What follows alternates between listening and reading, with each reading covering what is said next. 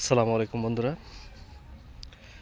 এই যে ছোট ছোট ঘরগুলো দেখতে পাচ্ছেন, এটা হচ্ছে বেদেদের বাড়ি, অর্থাৎ তারা এইভাবেই থাকে। আপনারা দেখতে পাচ্ছেন আমি ধীর গতিতে ওদিকে অগ্রসর হচ্ছি। তাদের বাসস্থানগুলো একটু আলাদা রকমের।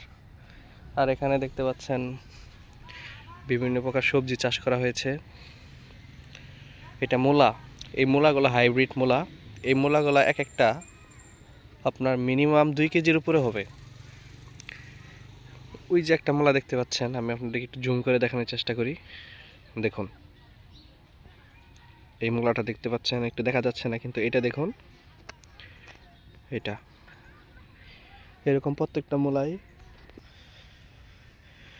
এটা হচ্ছে মূলার বড় তাল। আপনারা কি বলেন জানি না, আমাদের ভাষায় এটাকে আমরা তাল বলি।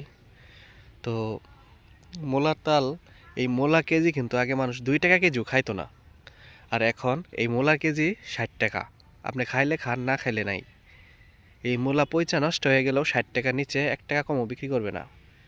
আর এই যে ডাঙ্গা দেখতে পাচ্ছেন না, ডাঙ্গা, আমরা ডাঙ্গা বলেন না কি বলেন জানি না, এই যে ডাঙ্গা, এগুলোও কিন্তু আপনার প্রতিটা 10 টাকা পিস বড় হইলে। আর যে বিষয়টা দেখাচ্ছিলাম প্রথমে, সেটা হচ্ছে যে এটা বেদে পল্লী। বেদেরা এইভাবেই তাদের সংস্কৃতি পরিচালনা করে থাকে। সারা জীবন এইভাবেই ঘুরে ঘুরে বেড়াই, যাযাবরের মতো। তো আস্তে আস্তে একটা নদীর পাড়ে এসে পড়ছি।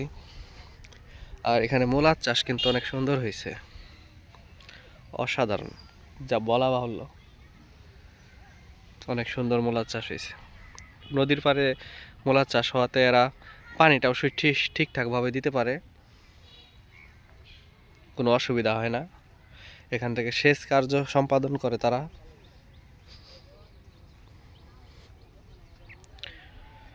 পানির কোনো অভাব নাই।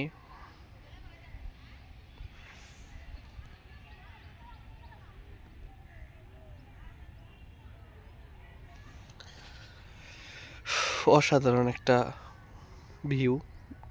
যদি ভালো ক্যামেরা হয়তো হয়তো আপনাদেরকে আমি সুন্দরভাবে দেখাইতে পারতাম। দেখুন কত বড়, কয়েক শতাংশ জমিন নিয়ে এটা, অনেক বড় এরিয়া।